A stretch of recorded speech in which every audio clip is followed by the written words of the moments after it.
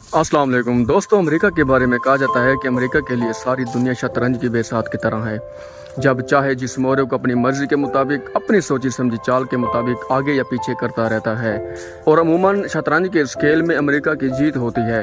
लेकिन हमारे मुल्क के लेजेंडरी हुक्मरान ऐसे भी रहे हैं जिन्होंने शतरंज के खेल में अमेरिका के साथ ऐसी ऐसी चालें चली कि अमेरिका भी न समझ सका कि हुआ क्या है। अमेरिका अमूमन हमारे पाकिस्तानी सियासतदानों को टिश्यू पेपर की तरह इस्तेमाल करता है, लेकिन इन साहब ने अमेरिका को टिश्यू पेपर की तरह इस्तेमाल किया। और फिर एक वक्त ऐसा भी आया जब उनकी ज़िंदगी पर इतने ख़तरात लाहक हो गए कि इंटेलिजेंस एजेंसी को उन्हें फ़िज़ाई सफ़र करने से मना करना पड़ा। लेकिन ये मर्द मोमिन किसी ख़तरात से खौफज़दा ना हुआ और बिल आखिर इनकी शहादत इंतहाई पुरस्कार में हुई। जनाब, हम बात कर रहे हैं जनरल मोहम्मद ज़ियाउल हक की, जिन्होंने सन 1977 से सन 1988 तक पाकिस्तान पर हुकूमत की।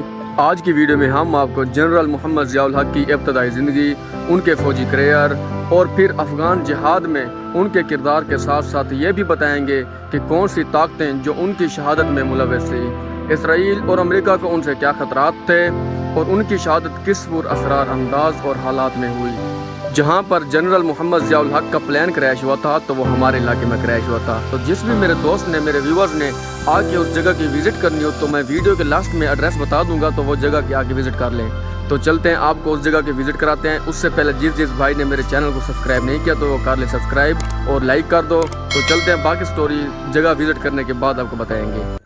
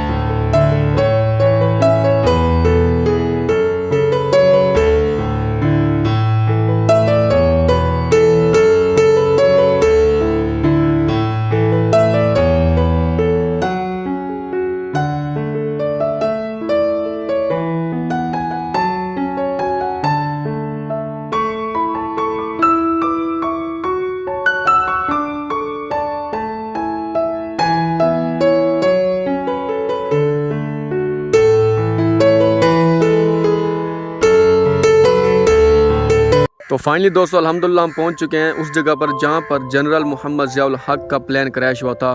तो दोस्तों, वो ये जगह है। जी दोस्तों, साबिक सदर ममलिकत और साबिक chief of army staff general Mohammad Ziaul Haq सन 1924 में भारत के शहर जलंधर में एक गरीब किसान मोहम्मद अकबर के घर पैदा हुए। इब्तदाई तालीम इन्होंने जलंधर और दिल्ली से हासिल की। 1945 में फ़ौज में कमीशन लिया और दूसरी जंग अजीम के दौरान बर्मा, मलाया और इंडोनेशिया में खिदमत सर अंजाम देते रहे। जब पाकिस्तान बना तो वो और उनके रिश्तेदार हिजरत करके पाकिस्तान आ गए और 1964 में इन्हें पाकिस्तान आर्मी ने लेफ्टिनेंट के ओहदे पर तरक्की दी। फिर वो स्टाफ कॉलेज क्वेटा में इंस्ट्रक्टर बने और सन 1960 से 1968 तक एक कैवलर रेजिमेंट की क़यादत की। उस दौरान इन्होंने इर्दन की शाही फौज में भी खिदमत अंजाम दी। मई 1969 में वो अरमत डिवीजन के कर्नल स्टाफ और फायर ब्रिगेडियर बनाए गए। 1973 में वो मेजर जनरल और अप्रैल 1975 में वो लेफ्टिनेंट जनरल के ओहदे पर तरक्की देकर कोर कमांडर बना दिए गए। फिर 1 मार्च 1976 में वो जनरल के ओहदे पर तरक्की पाकर पाकिस्तान के आर्मी चीफ ऑफ स्टाफ मुकर्रर हुए। बाद में उन्हें जुल्फ़िकार अली भुट्टो ने आर्मी चीफ मुकर्रर किया था, जिनके साथ इख्तलाफ की वजह से वो हुकूमत का तख्ता उलटकर इक़्तिदार में आ गए। रूस अफ़गान जंग पूरी के पूरी जनरल ज़िया की निगरानी में चल रही थी और अमेरिका और इसराइल दोनों ममालिक जनरल ज़ियाउल हक की काबिलियत को बड़े करीब से देखा था कि किस तरह ये अकेला इंसान रूस की जड़ें काट रहा है। CIA की जानिब से जो रिपोर्ट्स पूरी रूस अफ़गान जंग के दौरान यहाँ से जाती रही, उनमें ज़ियाउल हक का किरदार सबसे नुमायां था। अमेरिका को रूस के टूटने के बाद ये खतरा पैदा हो गया था कि ये अकेला आदमी जो इतना आला दिमाग रखता है कि रूस जैसी आला ताकत का शिराजा बखेर सकता है, कल को तो ये हमारे लिए भी खतरा बन सकता है। दरअसल रूसियों के खिलाफ पाकिस्तान था फ्रंट पे और इस सारे अरसे में अमरीकी CIA की एक ही कोशिश थी कि किसी तरह अफगान जंगजों के साथ अपने राब्ते डायरेक्ट कर लिए जाएं। इसके पीछे असल में अमेरिका का ये प्लान था कि अफगान पाकिस्तान को साइडलाइन कर दिया जाए और अफगानिस्तान में अपनी कोई ऐसी प्रॉक्सी खड़ी कर दी जाए जिसके जरिए आने वाले वक्त में पूरे खित्ते को कंट्रोल किया जाए। इनकलाब से पहले रज़ा शाह पहलवी के दौर में ईरान भी बिल्कुल अमरीकी कॉलोनी की तरह था और अमरीकी प्रॉक्सी के तौर पर काम कर रहा था। पाकिस्तान के दूसरी तरफ अगर अफगानिस्तान अमरीकी कॉलोनी बन जाता तो ये पाकिस्तान मफादात के लिए बहुत बड़ा नुकसान होता। तो फिर जितना अरसा रूस अफगान जंग चलती रही, इस तमाम अरसे में CIA की कोई ऐसी कोशिश भी पाकिस्तान ने कामयाब ना होने दी।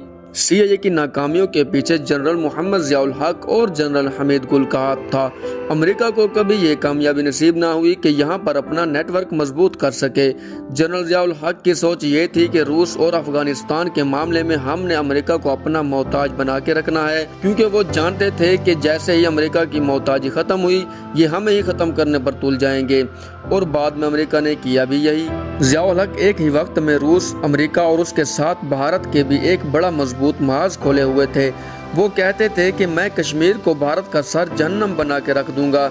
भारत पाकिस्तानी तारीख में जिन शख्सियात से सबसे ज्यादा खौफजदा रहा है, उनमें से बल्कि सबसे ऊपर जनरल मोहम्मद ज़ियाउल हक का नाम आता है। ज़ियाउल हक समझ चुके थे कि सोवियत यूनियन अफगानिस्तान से तकरीबन फारिग हो चुका है और फिर अनकरीब उनका खात्मा होने जा रहा है। दूसरी जानिब CIA और अमेरिका के ज़हीन दिमाग भी ये देख रहे थे कि रूस से जनरल ज़ियाउल हक तो फारिग होने वाले हैं और जिस दिन ये रूस से फारिग हो गए तो ये अपना रुख अमेरिका या भारत की तरफ कर लेंगे। इर्दन में जब जनरल ज़ियाउल हक थे, उस दौरान इसराइल भी ज़ियाउल हक के किरदार से अच्छी तरह वाकिफ हो चुका था। इर्दन हद तक इसराइल की कई साजिशें ज़ियाउल हक वहीं रहकर नाकाम बना चुके थे। ज़ियाउल हक की इस्लामी सोच से इसराइली, भारतीय और अमरीकी तीनों ममालिक की एस्टैब्लिशमेंट और एजेंसियां वाकिफ थी। अब भारत को भी ये खतरा था कि जैसे ही मुजाहिदीन जंग से फारिग होंगे, वो कश्मीर में आ घुसेंगे। At the same time Israel को ये खतरा था कि ज़ियाउल हक जंग से फारिग होते ही फलस्तीन की तरफ मुंह कर लेंगे और बैतुल मुकद्दस को आज़ाद करा लेंगे। इसराइल ये भी जानता था कि अमेरिका भी इस बंदे से खौफजदा है और इसकी जिंदगी में अमेरिका इसे इसके मंसूबाबाज नहीं रख सकता। अफगान जंग के लिए आमदन पैदा करने के और जंगजों को अपने तौर पर खुद मुख्तार करने के ऐसे ऐसे मंसूबे जनरल ज़ियाउल हक ने बनाकर उन पर अमल करवाया कि अमेरिका को डर था इस खित्ते में रूस के बाद अगर मेरे मफादात के लिए कोई हकीकी खतरा बन सकता है तो वो है पाकिस्तान या फिर जनरल ज़ियाउल हक। दूसरी तरफ जनरल ज़ियाउल हक के दौर में पाकिस्तान का एटमी प्रोग्राम रिकॉर्ड तेजी के साथ आगे बढ़ रहा था और अमेरिका को पता था कि जिस दिन ये बंदा एटम बम तैयार करने में कामयाब हो गया, अगले दिन ही भारत की शामत आ जाएगी। अमेरिका ये भी नहीं चाहता था कि भारत पाकिस्तान की राह से हट जाए और अगर जनरल ज़ियाउल हक जिंदा रहते तो वो भारत को अगले चंद सालों में ठिकाने लगा देता। भारत को जनरल ज़ियाउल हक से महफूज रखने के लिए, पाकिस्तान का एटमी प्रोग्राम रोकने के लिए और इसराइल को अफगान जंगजों से तहफ़्फ़ुज़ में रखने के लिए ये लाजमी हो चुका था कि अब जनरल ज़ियाउल हक को रास्ते से हटा दिया जाए। لہٰذا ان کے قتل کا منصوبہ تیار کیا جانے لگا۔ ISI جانتی تھی کہ اسرائیل، بھارت اور امریکہ تینوں ممالک میں جس شخصیت کو سب سے زیادہ ناپسند کیا جاتا ہے وہ ہے ضیاء الحق، لہذا ان کی حفاظت کے لیے خصوصی بندوبست کیا جانے لگے۔ جنرل ضیاء الحق کو فضائی سفر سے ISI نے بطور خاص منع کیا۔ ان کو ISI کی طرف سے یہ بھی بتا دیا گیا کہ سر آپ کی جان کو خطرہ ہے، دشمن ممالک آپ کی زندگی کا خاتمہ کرنا چاہتا ہے۔ اور پھر اس ملک کے اندر بھی کچھ ایسے کالی بھیڑیں تھیں جو دشمن کے ساتھ ملی ہوئی تھی اور ضیاء الحق کو راستے سے ہٹا دینا چاہتی تھی۔ ان کے لیے ہی کچھ جونیئر افسران کے خلاف 1980 اور پھر 1984 میں دوبارہ حکومت کے خلاف سازش، ضیاء کے قتل اور حکومت تختہ الٹنے کی مبینہ سازش کے الزامات میں ملوث رہے تھے اور ان کے خلاف کارروائی بھی ہوئی تھی۔ اس وقت امریکہ میں رونلڈ ریگن کی حکومت تھی اور پاکستان میں امریکی سفیر تھے آرنلڈ رافیل۔ جس دن جنرل ضیاء الحق کے طیارے کا حادثہ ہوا اس دن آرنلڈ رافیل اور امریکی ایمبیسی ہیڈ آف پوائس military aid mission general Herbert M Wassom بھی جنرل ضیاء الحق کے ساتھ تھے۔ جنرل ضیاء الحق جس طیارے میں سوار تھے اس میں پوری پاکستان آرمی کی اعلیٰ ترین قیادت بھی موجود تھی، جو طاقتیں افغان جنگ کے خاتمے کے بعد خوفزدہ تھی۔ اب یہ جنگ ان کے ملکوں کی طرف جائے گی۔ ان کا پلان یہ تھا کہ پورا صفایا ایک ساتھ کرنا ہے، لہذا جنرل ضیاء الحق کو ٹوپراس جنرل کو مروانے کے لیے ان طاقتوں نے اپنے بندوں کی قربانی سے بھی دریغ نہ کیا۔ پھر 17 اگست 1988 کا وہ خونی دن آیا جب جنرل ضیاء الحق کا طیارہ اچانک ہوا میں اڑتے ہی پھٹ گیا۔ کہا جاتا ہے کہ امریکی سفیر نے اپنے لیے اس طیارے میں آموں کی کچھ پیٹیاں رکھوائی تھیں جن میں دھماکہ خیز مواد تھا اور وہ مواد دوران پرواز ہی پھٹ گیا۔ اس طیارے میں پاکستان آرمی کے اس وقت کے تمام اعلیٰ ترین دماغ، خاص طور پر جنرل اختر عبدالرحمان جو افغان جنگ کے خالق اور ڈیزائنر تھے، جنہوں نے سوویت یونین کا بکھرنا اپنے ہاتھوں سے لکھا تھا، وہ سب اس میں شہید ہو گئے۔ حادثے میں پاک فوج کے 10 اعلیٰ ترین افسران، امریکن آرنلڈ رافیل سمیت طیارے میں تمام کے تمام 30 افراد لقمہ اجل بن گئے۔ جنرل ضیاء الحق 17 اگست 1988 کو طیارے کے حادثے میں ہلاک ہوئے تو ان کے ساتھ اس وقت کے chairman joint chief of staff committee general Akhtar Abdur Rahman, chief of general staff general Afzal, 3 major general, 5 brigadiers اور کئی دیگر آرمی افسران بھی تھے۔ بھارت میں سابق امریکی سفیر جان گنٹڈین لکھتے ہیں کہ چونکہ اس حادثے میں ایک امریکی سفیر بھی مارا گیا تھا، لہٰذا میں اپنے طور پر اس حادثے کی تحقیق میں لگ گیا۔ میں اپنی حکومت سے سوال کرتا اور ہر مرتبہ مجھے گول مول جواب دیا جاتا اور میرے انہی سوالات کی وجہ سے امریکی حکومت نے میرا کیریئر ختم کر دیا اور مجھے وقت سے پہلے فارغ کر دیا۔